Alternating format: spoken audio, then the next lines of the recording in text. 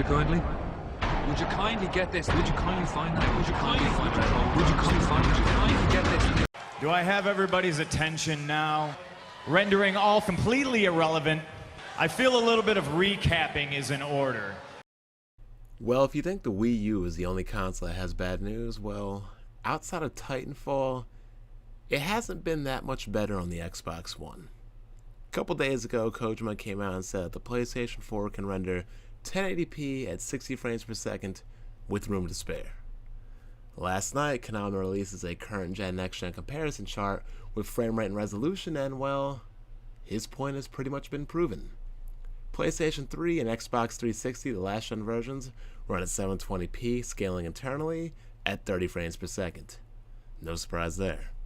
Xbox One, 720p at 60 frames per second, and PlayStation 4, 1080p at 60 frames per second.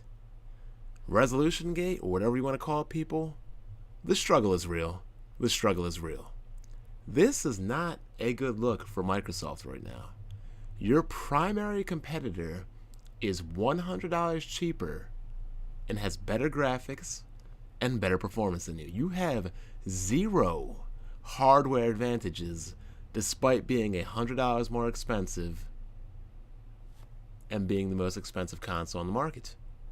It really doesn't make sense. Sony right now is doing no wrong, honestly. I mean, outside of probably not getting enough in-house first-party games out there, but they're pretty much coming because Infamous is right around the corner, and The Order is having a new trailer coming out tomorrow or in a couple of days, whatever. But Sony is cleaning up, people, and Microsoft is sitting here scrambling, talking about how resolution isn't that important and frame rate and this, that, and the other, and pretty much making every excuse in the book, confirming to me and pretty much anybody else that has half a brain cell that the Xbox One is an overpriced welfare gaming PC. It pretty much is, I'm sorry. It offers very little to me, a gamer that has a PC, especially the fact that it is a $500 system, the most expensive console this generation, and it doesn't perform as such.